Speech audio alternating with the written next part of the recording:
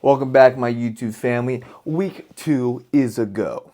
All right, getting a little stronger, feeling better about where I'm at. As you know, the last video I posted on the Arnold prep, I was just getting off being sick.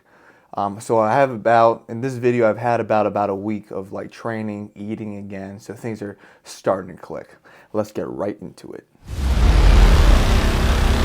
I've squatted over 750 pounds. I've benched over 500 pounds numerous times, and I've deadlifted over 750 pounds. All right, let's get right into it. So we're starting the week off with 685 for 3 reps on the squat. This is huge. My best set of 3 is 700. The fact I hit this after only a week from being sick, super happy. And my best set of 5 repetitions was 675. So again, very, very happy with this. Depth-wise, probably could go a little bit lower, but that's going to be for powerlifting. When I go back to powerlifting, then I'm going to be a little bit more concerned with the depth. Getting my thighs parallel, or at least about parallel to the ground on this set is I'm very, very happy with. Obviously, for Strongman, we're not squatting in competition. We're doing a bunch of deadlifts. So the squat can help build up the deadlift, especially with the deadlift we're doing. We're doing like a trap bar deadlift where it's almost like we're squatting the weight up a little bit. But overall, again, super, super happy with this.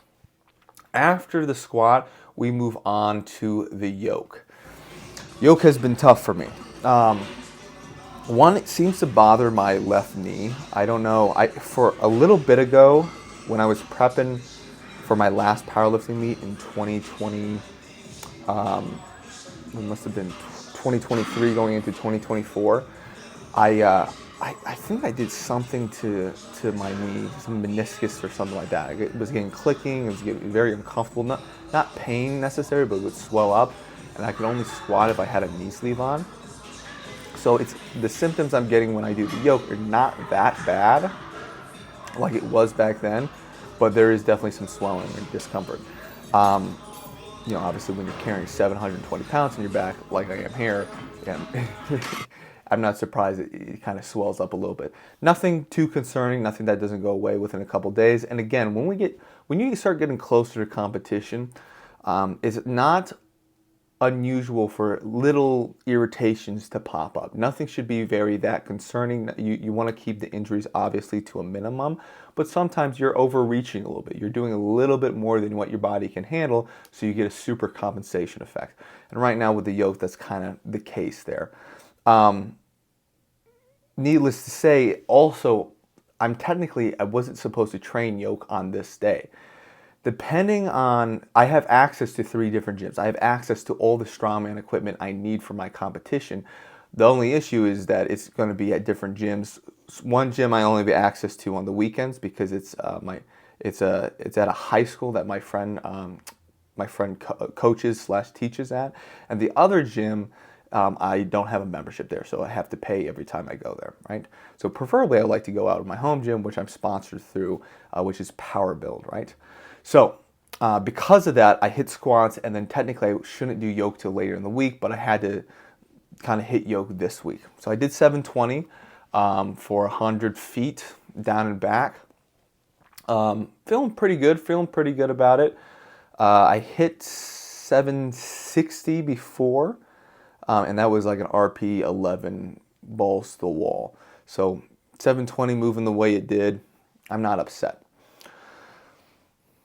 After the 720, we move on to day 2 and we hit the log. Now, I talked about this in my last video, talking about, trying to really stick to my RPEs, not necessarily going past, like taking what is there that day. Obviously, every time you go train, it's not going to be a new PR, or I shouldn't say all-time weight every single time, obviously, because then we would all be the world's strongest man, right? And then some. We would be breaking world records all the time. So not every single time we train is going to be amazing.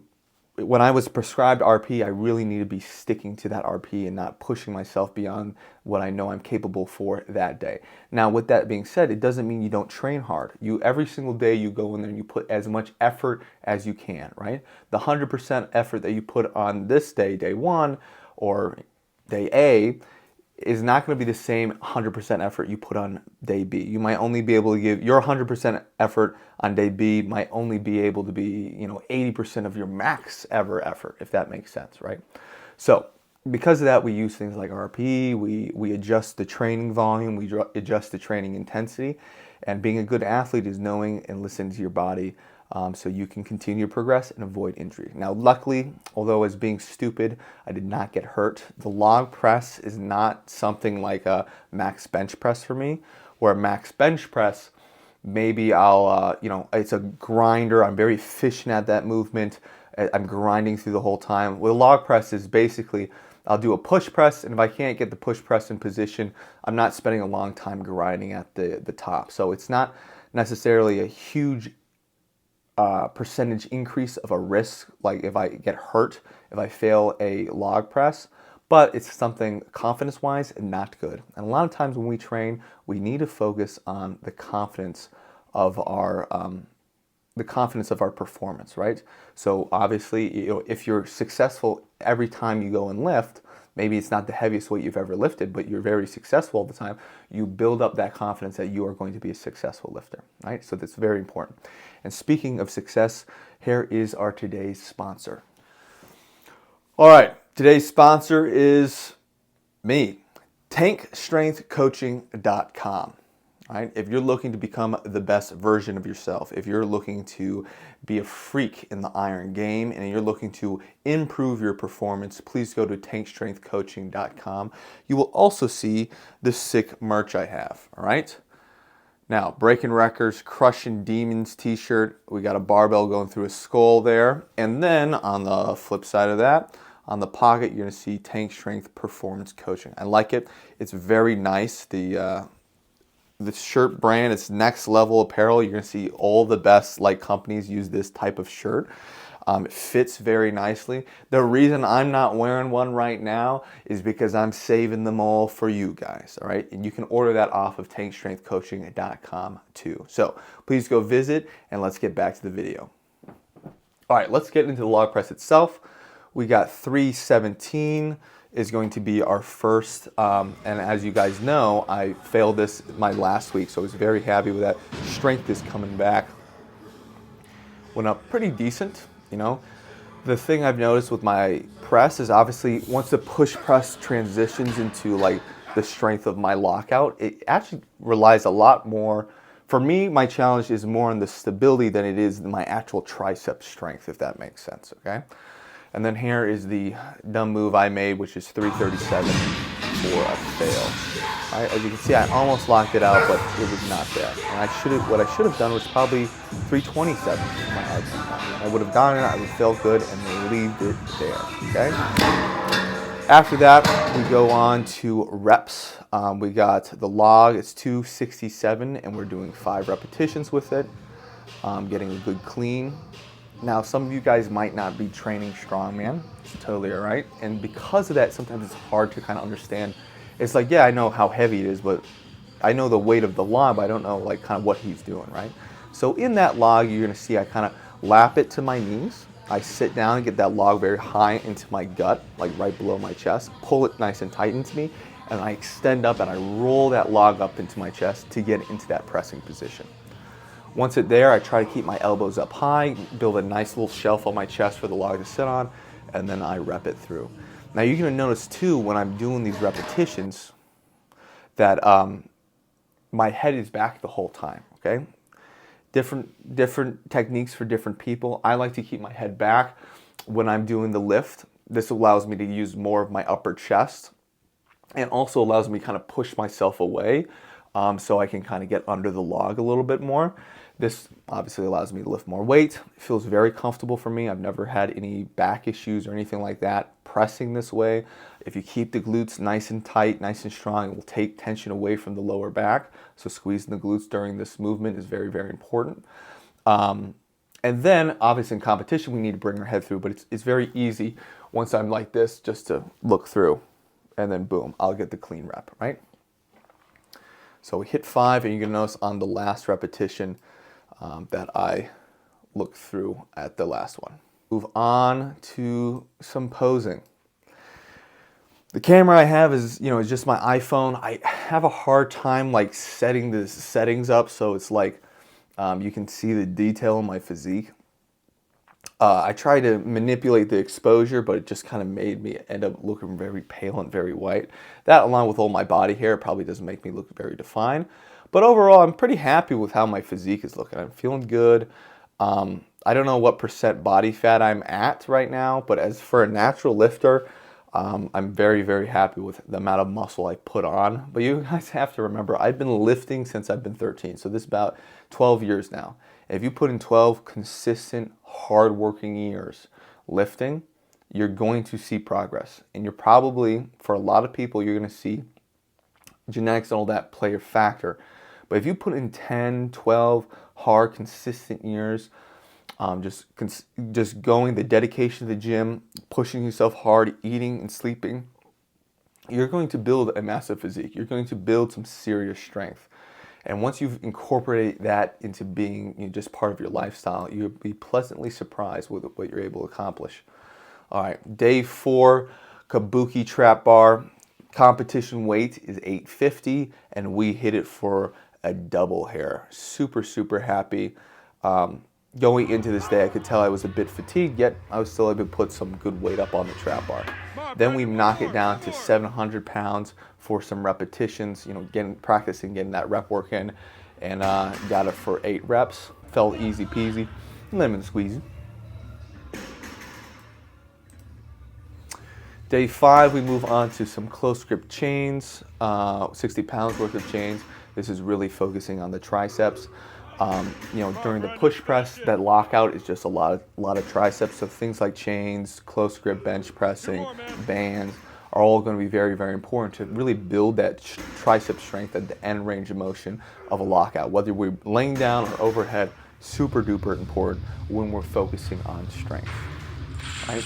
Now, if you got like some bodybuilder, maybe using bands and chains are not going to be the best thing to build as much hypertrophy in the stretch position, but I would say the intensity and focus and effort you put into your lift is going to be the biggest determining factor of how much muscle you're going to build and how strong you're going to get, right?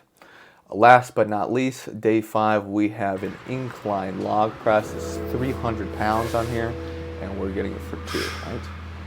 Getting used to pushing that log over my head, being comfortable pushing the log over my head, and locking out, and then leaving at least a rep left in the tank to make sure, hey, we're good to go, not straining, right? Good RP 9 set for strength-wise. RP 7, 8, 9, those are all going to help build a stronger body. You're going to help practice the movement, build a better neuromuscular connection, build some muscle with it, and overall just build your strength up, right? We don't always need to go to absolute failure on our lifts, right? We still need to attack it with intensity. Now, here is the key to training with RPE and the mindset that you need to go into it with.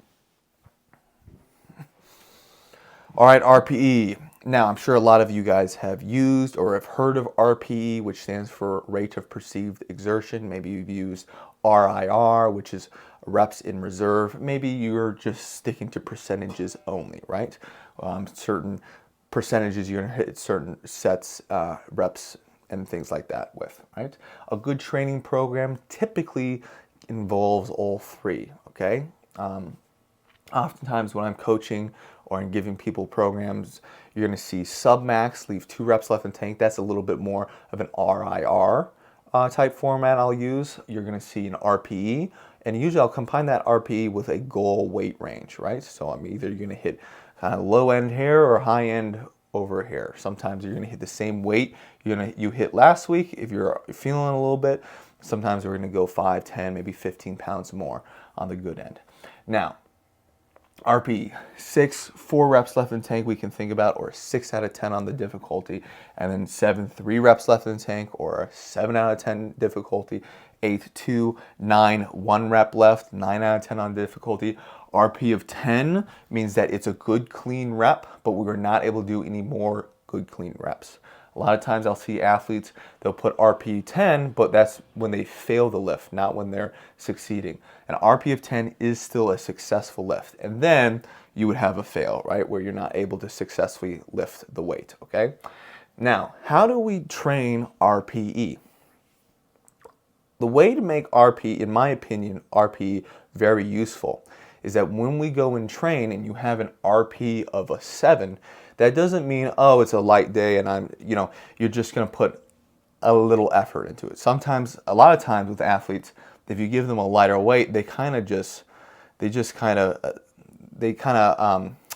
milk it through. They kind of like go through the emotions with it. No, we still need to take this weight with respect. We still need to make sure our technique is respectable. We still need to give it focus, right? We might not need to get super hyped up and get a very high arousal state, right? We're going ballistic, sniffing ammonia and screaming and yelling with an RP of 7. But we still need to take it seriously, okay? And we always need to take every single thing seriously, right? It's the difference between doing like let's say we're doing a dumbbell press, and you're just going, you're like this, and you're like, it feels like a 7, put it down, versus, okay, I'm focused, let's go, boom, boom, boom, all right, I feel like I can get 10 reps with it, I'm gonna put it down at 7 reps, right? That's how you use RP successfully. Now, if you guys have any questions on this, if you guys have any questions on coaching, if you're trying to be the best you can be, trying to be a freak athlete, please reach out to me at tankstrengthcoaching.com. Let's talk, possibly work together, get you to where you want to be.